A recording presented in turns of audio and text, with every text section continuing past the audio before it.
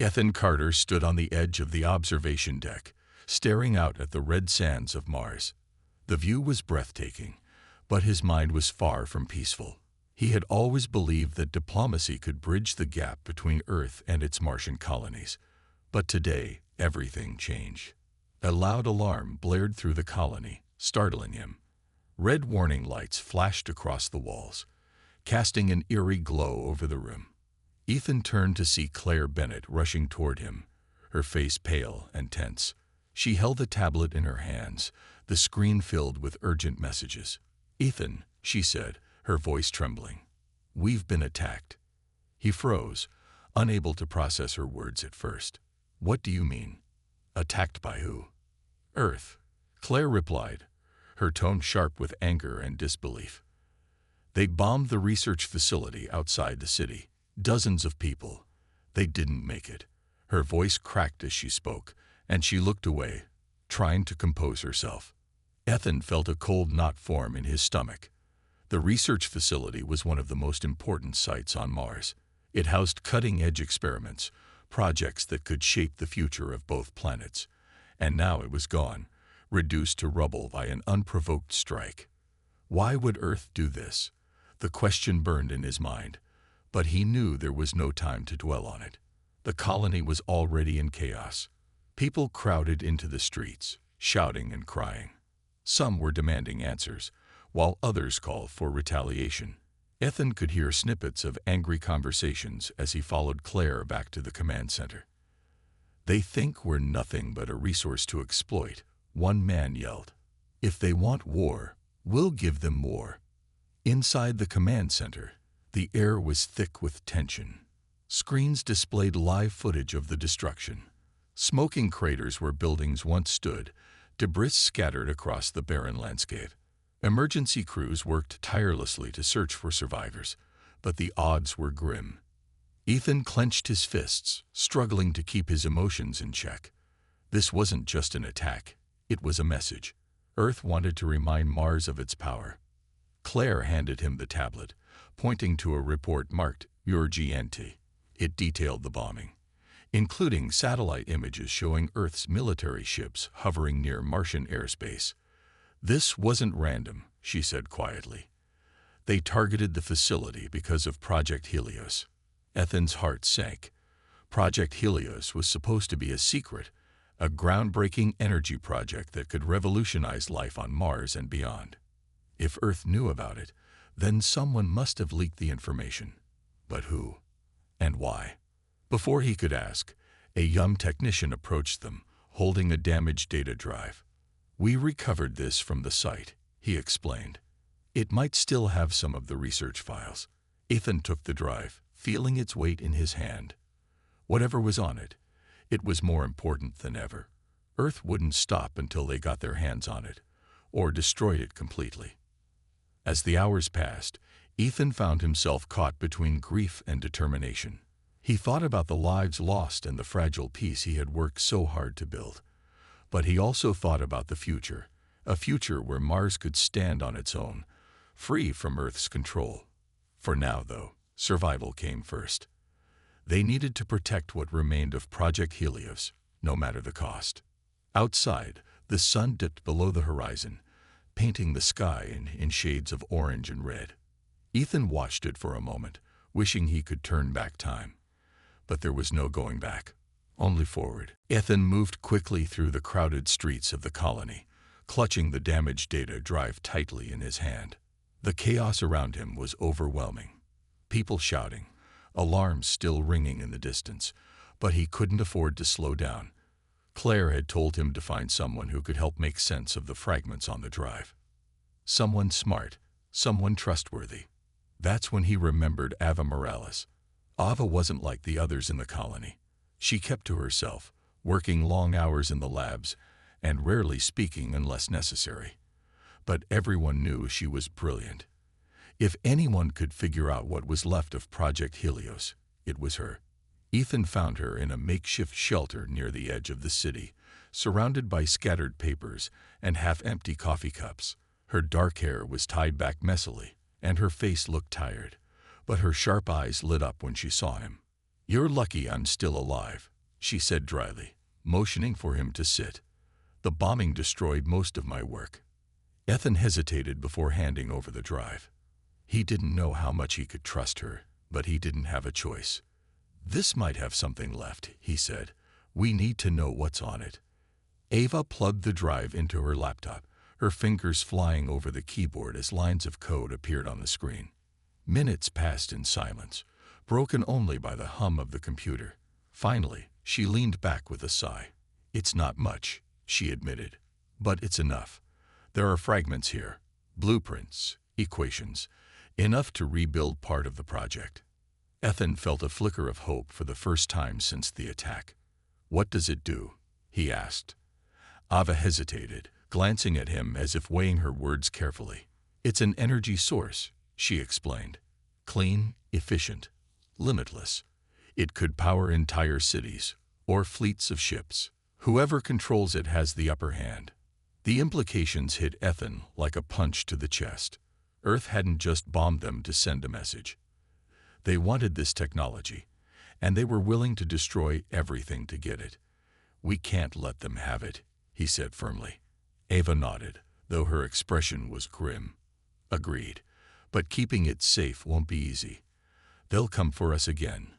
Before they could plan their next move, the sound of engines roared overhead. Both of them looked up to see drones circling the area, their cameras scanning the ground below. Ethan cursed under his breath. "They're already here," he muttered. Ava grabbed her laptop and shoved it into a bag. "We need to go. Now." They ran through the narrow alleys, dodging panicked colonists and abandoned vehicles. The drones followed, their mechanical whirring growing louder with each passing second. Just as they reached the outskirts of the city, a blast shook the ground behind them, sending dust and debris flying. Ethan stumbled but kept moving, pulling Ava along with him. They finally reached an old mining outpost hidden among the rocks. It was small and crumbling, but it offered some cover. As they caught their breath inside, Ethan realized they weren't alone. A man sat in the corner, tinkering with a broken generator. He looked up, his scruffy beard and in grease-stained clothes marking him as someone who'd been surviving on his own for a while. "Who are you?" the man asked, eyeing them suspiciously. Ethan introduced himself and Ava, explaining their situation in short, hurried sentences. The man listened silently, then shrugged. "Name's Liam O'Connor," he said. "If you want my help, it'll cost you." Ava frowned. "We don't have time for games. Those drones will find us soon." Liam smirked, leaning back against the wall. "Then you'd better start talking. What's so important that Earth wants to blow you two to pieces?" Ethan glanced at Ava, who gave a reluctant nod. "We have information," he said. "Something that could change everything. For Mars, for Earth. But we can't do it alone." Liam studied them for a moment, then stood up and grabbed a map from a nearby table. "All right," he said, spreading it out. "Here's the deal. I know these tunnels better than anyone. I can get you where you need to go, but you'll owe me. No tricks, no lies." Ethan didn't like the idea of owing anything to a stranger, but they were out of options. "Fine," he agreed. "But if you double-cross us, you'll regret it." Liam grinned, clearly amused. "Don't worry, diplomat. I've got my own reasons for hating Earth. Let's just say I'm not a fan of bullies." As they began planning their route, Ethan couldn't shake the feeling that this uneasy alliance might fall apart at any moment. But for now, they shared a common goal: survival, and maybe, just maybe, a chance to fight back. The tunnels were dark and narrow, the air thick with dust, and the smell of damp rock. Ethan led the way, holding a flashlight that cast shaky beams onto the uneven walls. Behind him, Ava followed closely, clutching her bag tightly against her chest. Liam brought up the rear, his steps confident as he navigated the twists and turns of the underground maze. The faint hum of drones echoed above them, a constant reminder that they weren't safe yet. "This route used to be a supply line," Liam explained in a low voice. pointing to old tracks embedded in the ground. Most people forgot about it years ago. Perfect for staying out of sight. Ethan nodded but kept his focus on the path ahead. He didn't fully trust Liam, but the man seemed to know what he was doing. For now, that was enough. As they walked, Ava broke the silence. "How much farther?" she asked, her voice tense. She had barely spoken since they entered the tunnels, clearly uneasy about being trapped underground. Liam glanced back at her. "Not long," he said. "There's an old outpost up ahead. We can rest there." Ethan wasn't sure how much rest any of them would get. His mind raced with questions about the data, about Earth's next move, about whether they could really pull this off. He glanced at Ava, wondering if she felt the same weight pressing down on her. She caught his gaze and gave him a small, reassuring smile, though it didn't reach her eyes. After what felt like hours, they finally reached the outpost. It was little more than a rusted metal door set into the side of the tunnel, but when Liam pushed it open, they found a small room filled with supplies, crates of food, bottled water, and even a few blankets. "This should hold us for a while," Liam said, dropping his pack onto the floor. "We'll wait here until those drones lose interest." Ethan leaned against the wall, trying to catch his breath. His legs ached from the long walk, and his head throbbed with exhaustion. But there was no time to relax. "We need to figure out our next step," he said, looking at Ava. "If Earth knows about Project Helios, we can't stay hidden forever." Ava nodded, pulling out her laptop. She opened it carefully, the faint glow of the screen lighting up her face. "I've been going over the fragments again," she said. "There's something here, a formula for stabilizing the energy output. If I can finish decoding it, we might have a chance." Liam frowned, crossing his arms. "Hold on," he said. "You're telling me this thing is some kind of super weapon? Because if it is, I'm not sticking around for that." "It's not a weapon," Ava snapped, her patience wearing thin. "It's a power source. Clean, efficient, limitless. It could change everything. For everyone. But only if we use it the right way." Ethan stepped in before the argument could escalate. "She's right," he said firmly. "This isn't about destruction. It's about freedom. If we can protect it, we can prove that Mars doesn't need Earth anymore." Liam looked skeptical, but didn't argue further. Instead, he busied himself checking the perimeter of the outpost, making sure they were truly alone. Ethan watched him go, unsure whether to feel relieved or worried. They needed Liam's help, but trusting him felt like walking on thin ice.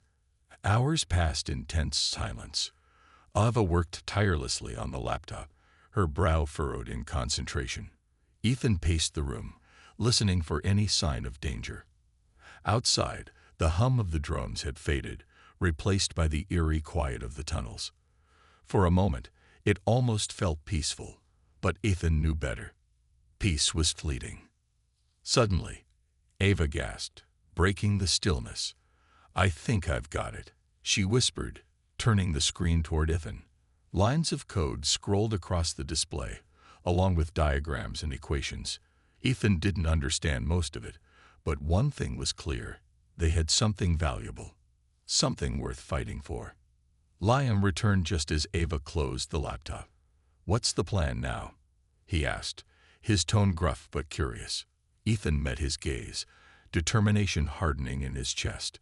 "We keep moving," he said, "and we don't stop until we find a way to turn this into hope for all of us." For the first time since the bombing, Ethan felt a spark of purpose.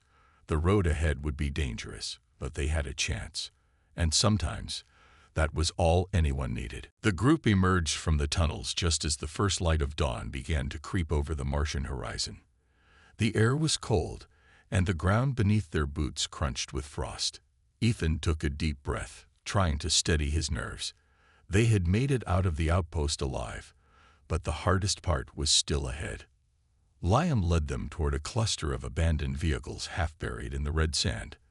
"These old rovers might still work," he said, brushing dirt off one of the windshields. "If we can get one running, we'll have a better chance of staying ahead of Earth's forces. Ava knelt beside him, inspecting the engine of the nearest rover. Her hands moved quickly, checking wires and connections. Ethan watched her, impressed by how calm she remained despite everything. After several minutes of tinkering, the engine sputtered to life. Liam grinned triumphantly. "Told you I knew what I was doing," he said, though his tone carried a hint of arrogance.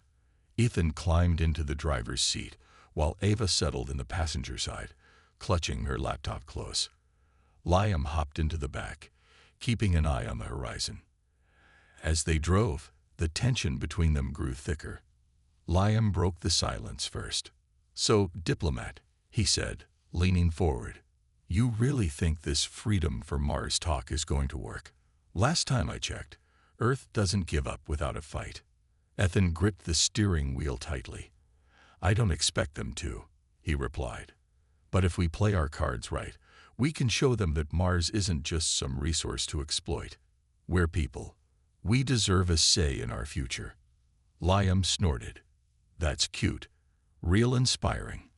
But let's be honest, this data you're carrying, it's not just about clean energy. It's power, and power changes things. You sure you're ready for that?" Ethan didn't answer right away. He glanced at Ava, who was staring out the window, lost in thought. Liam had a point. The technology they were protecting could shift the balance of power in the solar system. But using it responsibly meant making hard choices. Choices Ethan wasn't sure he was prepared for. Ava finally spoke up, her voice quiet but firm. "It doesn't matter what Earth thinks," she said. "What matters is what we do with it. If we let fear or greed guide us, then we're no better than them." Her words hung in the air, heavy and undeniable. For a moment, no one spoke. The rover rumbled along the barren landscape, kicking up clouds of dust behind them. Hours later, they stopped near a rocky ridge to check their position. Ethan pulled out a map, spreading it across the hood of the rover. "We're about halfway to the next settlement," he said, tracing their route with his finger. "If we keep moving, we should reach it by nightfall." But as they prepared to leave, something felt off. The rover's engine started fine, but when Ethan pressed the accelerator, nothing happened. The vehicle groaned and shuddered before coming to a complete stop. Ava frowned, opening the hood again. "Something's wrong with the fuel line," she muttered. "It shouldn't have failed like this." Liam crouched beside her, examining the damage. His expression darkened. "This wasn't an accident," he said grimly. "Someone tampered with it, probably before we even got here." Ethan's stomach sank. "A mole?" he asked, looking around nervously. If someone within the colony was feeding information to Earth, they were in more danger than he realized. Before anyone could respond, the distant hum of engines reached their ears. A convoy of armored vehicles appeared on the horizon, heading straight for them. "They found us," Ava whispered, panic creeping into her voice. "We need to move. Now," Liam shouted, grabbing his pack. He pointed to a narrow canyon nearby. "Through there. It's our only shot." Ethan hesitated for a split second before nodding. They ran as fast as they could, their footsteps echoing against the rocks. Behind them, the sound of engines grew louder, closer. Bullets whizzed past, kicking up dirt around them. Ethan ducked instinctively, his heart pounding in his chest. When they reached the canyon, Liam turned back, pulling a small device from his pocket. "Keep going," he yelled. "I'll hold them off." Before Ethan or Ava could protest, Liam activated the device and hurled it toward the entrance. A bright flash erupted, temporarily blinding their pursuers. "Go!" Liam shouted again, waving them forward. Ethan wanted to argue, but Ava grabbed his arm and pulled him deeper into the canyon. As they disappeared into the shadows, Ethan couldn't help but glance back. Liam stood alone, facing the approaching vehicles, his figure bathed in the rising sun. For the first time, Ethan truly understood the cost of their mission and the sacrifices it would demand. Ethan and Ava stumbled deeper into the canyon, their breaths coming in ragged gasps. The sound of engines faded behind them, replaced by an eerie silence that felt almost worse. Ethan's mind raced with thoughts of Liam. What had happened to him? Had he bought them enough time? He shook his head, forcing himself to focus. There was no turning back now. The canyon walls loomed high above them, casting long shadows across the rocky ground. Ava stopped suddenly, leaning against a boulder to catch her breath. "We can't keep running like this," she said, her voice strained. "We need a plan." Ethan nodded, though he wasn't sure what kind of plan they could come up with. They were outnumbered, outgunned, and completely exposed. But giving up wasn't an option. "We'll find shelter," he said. "Somewhere we can regroup and figure out our next move." Ava opened her bag and pulled out the laptop, checking the screen for damage. To their relief, it was still intact. She hesitated before speaking. "There's something I haven't told you," she admitted, her tone quieter now. "Something about Project Helios." Ethan frowned, stepping closer. "What is it?" She glanced around nervously, as if worried someone might overhear. "The energy source. It's not just clean or efficient. It's also volatile. If used incorrectly, it could cause massive destruction. That's why I was so careful about keeping it hidden. Even Earth doesn't fully understand its potential." Ethan felt a chill run down his spine. "So we're carrying something that could either save us or destroy everything." "Exactly," Ava replied. "And that's why I worked directly with General Drake back on Earth. He wanted me to help weaponize it. When I refused, I came here, to Mars. But now," her voice trailed off, guilt flickering in her eyes. "You think they sent him after us?" Ethan asked, piecing it together. Ava nodded. "It's possible. He knows how important this technology is, and he won't stop until he gets it, or destroys it." The weight of her words hit Ethan hard. Trust was already fragile between them, but this revelation made it even harder. Still, he couldn't afford to let doubt cloud his judgment.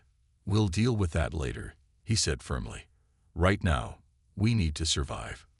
They continued moving, following the winding path through the canyon. After a while, they spotted a small cave tucked into the side of the cliff. It wasn't much, but it offered some cover. Inside, they huddled together, listening for any signs of pursuit. As they rested, Ava handed Ethan the laptop. "I've been decoding more of the data," she explained.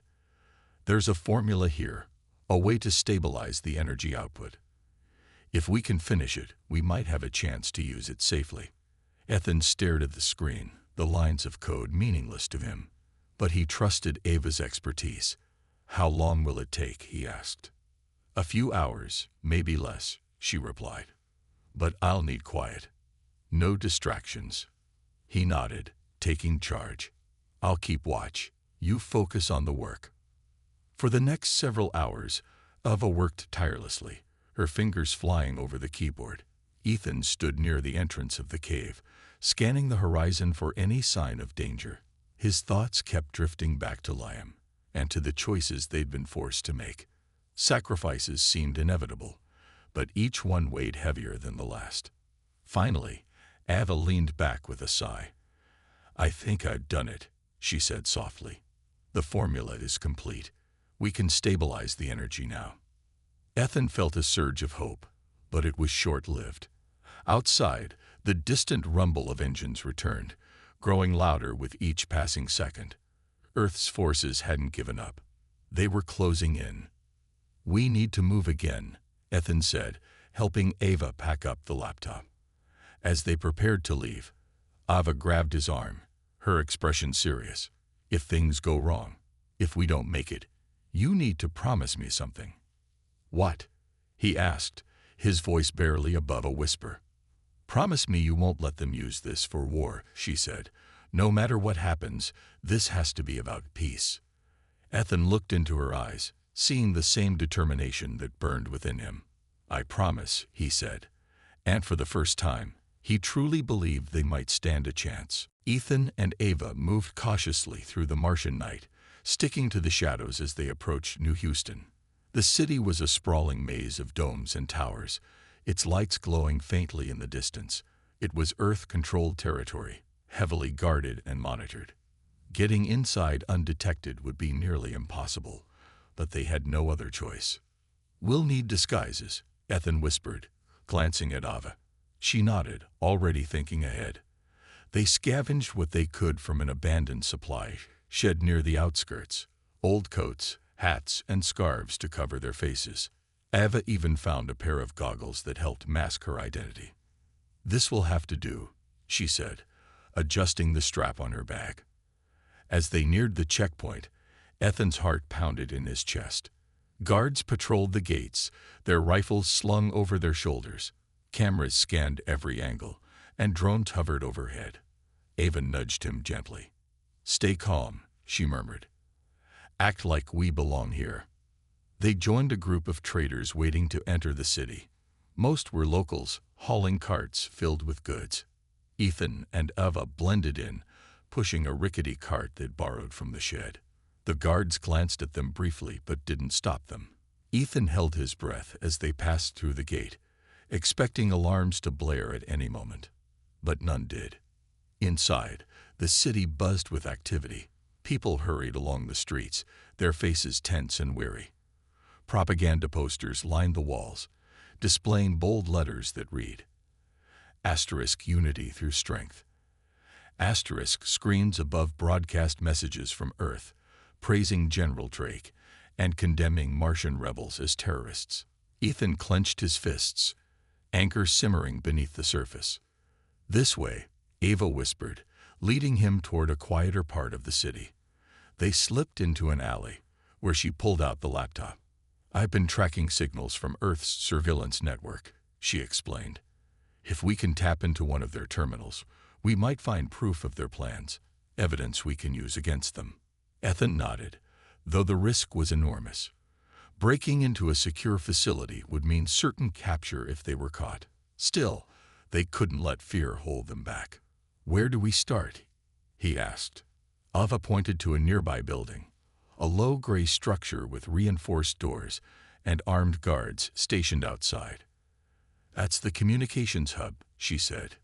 "It's our best shot." They waited until nightfall, when the streets grew quieter. Using a side entrance, they slipped inside unnoticed. The interior was dimly lit, rows of servers humming softly in the background. Ava worked quickly, connecting her laptop to one of the terminals. Lines of code scrolled across the screen as she searched for files. Ethan kept watch, his eyes darting toward the door. Every sound made him flinch. Every shadow seemed like a threat. Minutes felt like hours. Finally, Ava gasped softly. "I found it," she said, her voice trembling with excitement.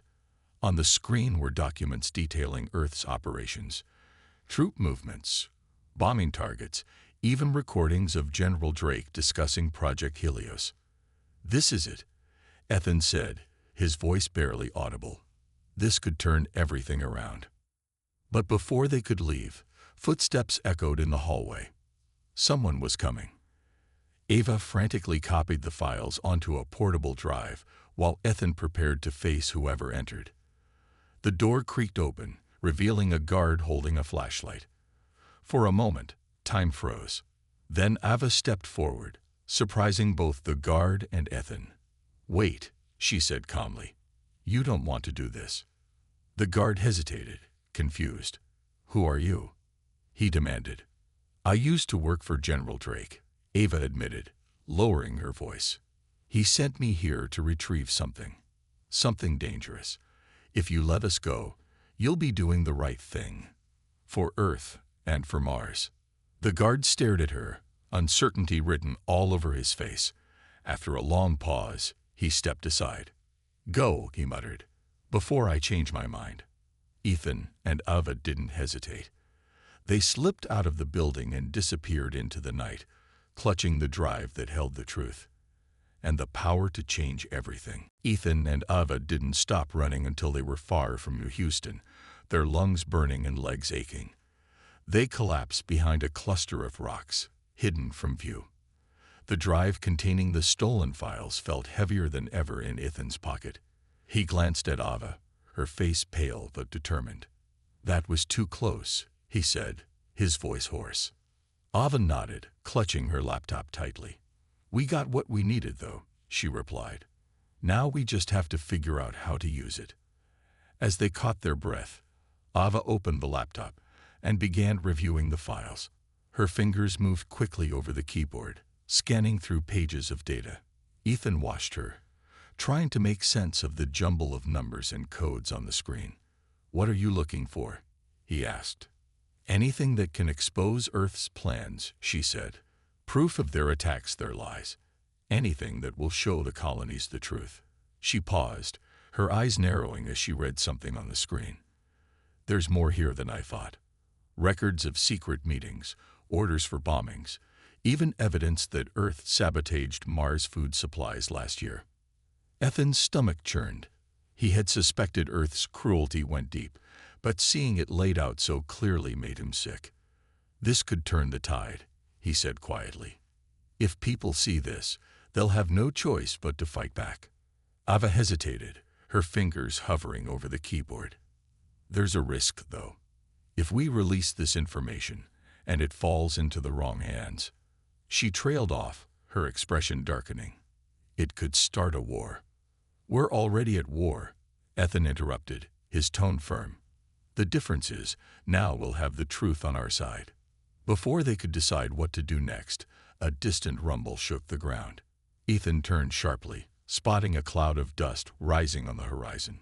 Vehicles, Earth's forces, were heading straight for them. "They're onto us," he said, grabbing Ava's arm. "We need to move." They scrambled to their feet, sprinting toward a narrow ravine nearby. The terrain was rough, sharp rocks cutting into their boots, but they didn't slow down. Behind them, the roar of engines grew louder. Bullets whizzed past, kicking up dirt and debris. Ava stumbled, nearly dropping the laptop, but Ethan pulled her upright. "Keep going," he shouted. They reached the ravine and ducked into its shadowy depths, pressing themselves against the cold stone walls. Ava fumbled with the laptop, her hands shaking. "I'm uploading part of the data to a secure network," she explained. "Even if they catch us, the information won't be lost." Ethan nodded, keeping watch as she worked. His heart pounded in his chest, every sound outside making him flinch. Finally, Ava closed the laptop with a sigh of relief. "It's done," she said. "At least some of it is safe." But their reprieve was short-lived. Voices echoed above them, growing closer. Earth's soldiers were searching the ravine. Ethan gripped a rock in his hand, ready to defend them if necessary. Ava looked at him, her eyes wide with fear. "What do we do now?" she whispered. Ethan didn't answer right away. Instead, he thought about everyone they'd lost, the lives destroyed by Earth's greed and violence. He thought about Liam, who had sacrificed himself to give them a chance, and he thought about the future, a future where Mars could stand on its own, free from oppression. "We keep fighting," he said finally, his voice steady despite the chaos around them. "No matter what happens, we don't give up." Ava nodded, determination hardening in her gaze. Together, they prepared to face whatever came next, knowing that the road ahead would be dangerous, but also worth it. For the first time, Ethan felt a spark of hope. The truth was out there now. All they had to do was make sure the world saw it. Ethan and Ava emerged from the ravine as the first light of dawn broke over the horizon. The air was cold, but their hearts burned with resolve. They had survived another close call, but they knew Earth's forces wouldn't stop chasing them. Every step they took felt like a race against time. "We can't keep running forever," Ava said, her voice firm despite the exhaustion in her eyes. "We need help. Real help." Ethan nodded, thinking hard. He knew exactly who they needed to find. Rachel Monroe. Rachel was a name whispered among the Martian resistance, a symbol of hope for those fighting against Earth's control. She wasn't just a leader. She was a strategist, someone who could turn scattered rebels into a united force. If anyone could help them expose the truth and rally the colonies, it was her. She's somewhere near the southern mines, Ethan said. If we can reach her, she might be able to broadcast the evidence to the entire colony network. Ava hesitated, glancing at the laptop in her hands. And what if she doesn't trust us? What if she thinks we're working for Earth? Ethan met her gaze, his expression unwavering. Then we'll make her listen. We don't have a choice. The journey to the southern mines was grueling. The terrain was harsh, littered with jagged rocks and deep craters. Supplies were running low, and both of them were pushed to their limits. But they pressed on, driven by the weight of what they carried, not just the data, but the hope of an entire planet. When they finally reached the mines, they found a hidden encampment nestled within the shadows of towering cliffs. Armed guards patrolled the perimeter, their faces hardened by years of struggle. Ethan approached cautiously, raising his hands to show he meant no harm. "We need to see Rachel Monroe," he called out. "It's urgent." One of the guards, a wiry man with sharp eyes, stepped forward. "Who are you?" he demanded, his tone suspicious. "My name is Ethan Carter," Ethan replied. "This is Ava Morales. We have information that could change everything. For Mars, for everyone." The guard studied them for a moment before nodding. "Wait here." He disappeared into the camp, returning a few minutes later with a woman trailing behind him. She was tall and lean, her dark hair tied back in a braid. Her piercing gaze swept over Ethan and Ava, assessing them carefully. "I'm Rachel Monroe," she said. "What do you want?" Ethan wasted no time. "We've uncovered evidence of Earth's crimes. Bombings, sabotage, manipulation. It's all right here." He gestured to the laptop in Ava's hands. "But we need your help to get it out to the colonies. Without proof, people won't believe us." Rachel crossed her arms, her expression unreadable. "Why should I trust you? How do I know this isn't a trap?" Ava stepped forward, opening the laptop. "You don't have to trust us," she said. "Just look at this." She turned the screen toward Rachel, showing her the files they had stolen from New Houston. Rachel's eyes widened as she scrolled through the documents, her jaw tightening with each passing second. "This changes everything," she murmured, her voice heavy with emotion. She looked up at Ethan and Ava, her resolve hardening. "All right, we'll broadcast it, but not just to Mars. To Earth, too. Let the whole solar system see what they've done." Within hours, the resistance sprang into action. Hackers worked tirelessly to amplify the signal, ensuring the message would reach every corner of the colonies and beyond. As the footage aired, showing Earth's atrocities in stark detail, reactions poured in. Colonists who had once been divided now stood united, their anger boiling over into calls for justice. But Earth didn't take the exposure lying down. General Drake responded with fury, ordering a full-scale invasion of Mars. Ships descended from orbit, their weapons trained on the colonies. The message was clear: surrender or face annihilation.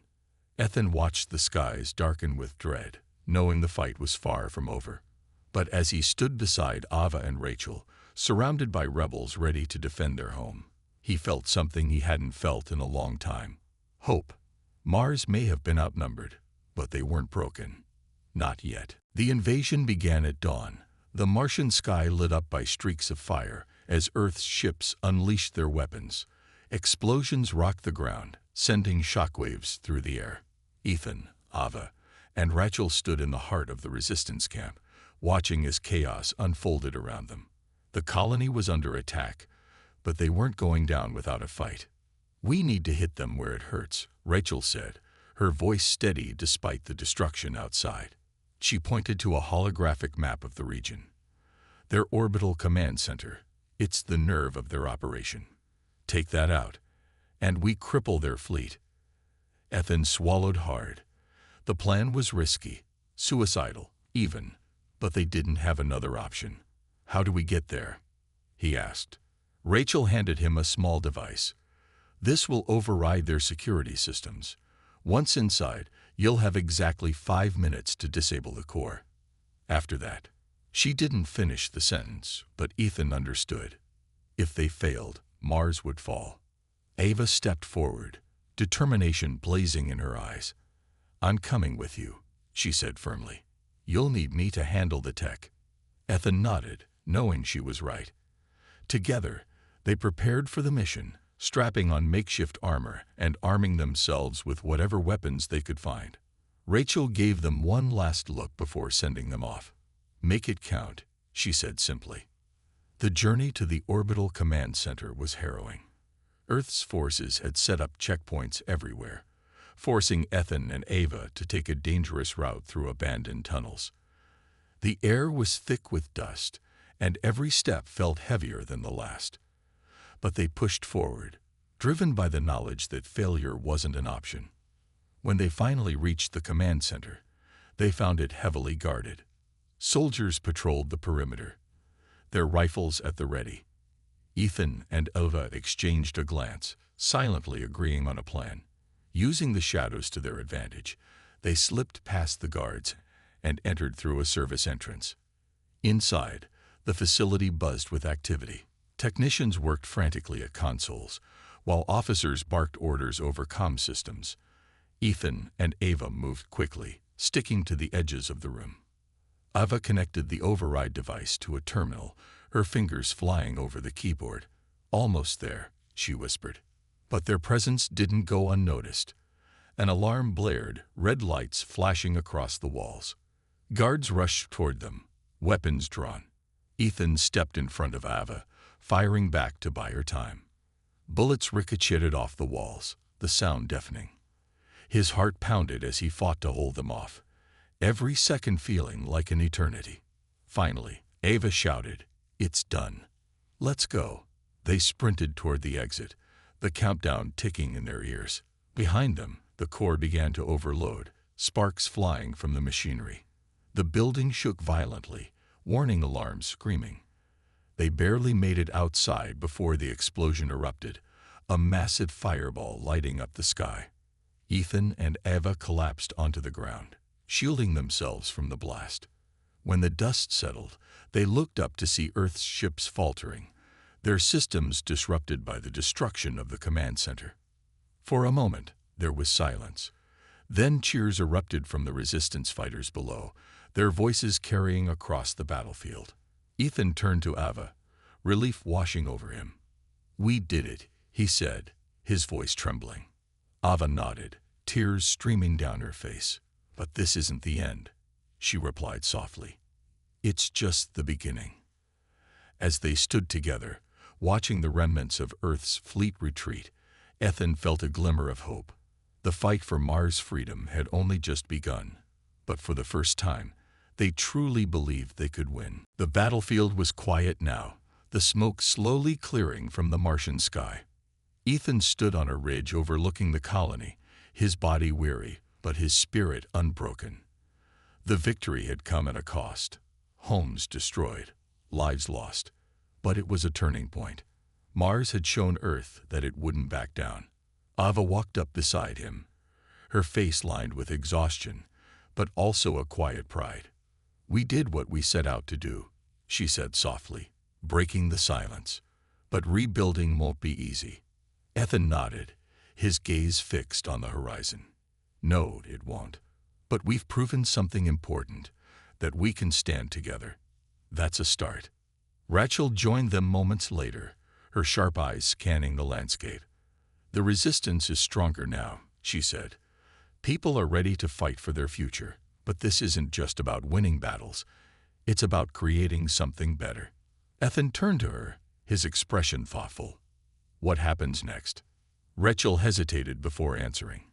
"We build, we heal, and we make sure Earth knows Mars isn't just a colony anymore. It's a world of its own." Ava stepped forward, holding up the laptop. "There's still more work to do," she said. "The energy source, Project Helios, can help us rebuild faster, stronger. But I won't stay to oversee it." Her voice was firm, though tinged with sadness. Ethan frowned. "You're leaving?" She nodded. "I've done my part. Now it's time for others to take the lead. Besides, she glanced at the laptop. This technology is too powerful to leave in one person's hands. I'll make sure it stays safe and neutral. Before Ethan could respond, Rachel placed a hand on his shoulder. Let her go, she said gently. Some people aren't meant to stay. Their job is to light the way. As Ava packed her things and prepared to disappear into the Martian wilderness, Ethan couldn't help but feel a pang of loss. Yet he understood. Ava had given everything she could. Her knowledge, her courage, her trust. Now it was up to him and the others to carry the torch. In the days that followed, Ethan threw himself into the effort to rebuild. He worked alongside Rachel and other leaders, helping organize resources and plan for the future. The colonies began to mend, piece by piece. New shelters were built, crops planted, and schools reopened. Slowly but surely, hope returned to Mars. Yet Ethan knew the scars would remain. Friends like Liam were gone, their sacrifices etched into the memory of everyone who survived. He often thought about them, wondering if they'd be proud of how far they'd come, or if they'd see how much further they still had to go. One evening, as the sun dipped below the red horizon, Ethan climbed to the top of an old observation tower. From there, he could see the colony spread out before him, alive with activity. Lights flickered in the distance, and laughter echoed through the streets. For the first time in months, he felt a sense of peace. His comm device buzzed, pulling him from his thoughts. It was a message from Ava, short and cryptic. Asterisk, the future belongs to those who shape it. Keep fighting, for all of us. Asterisk. Ethan smiled faintly, tucking the device away. He looked out at the stars above, knowing Earth was still out there, watching. The battle wasn't over, not completely. But for now, Mars was free, and that was enough. As the night deepened, Ethan whispered to himself, almost like a promise. We'll keep building. We'll keep hoping. And no matter what comes next, we'll stand our ground. For the first time, he truly believed it. The road ahead would be long, but Mars had taken its first steps toward a brighter tomorrow.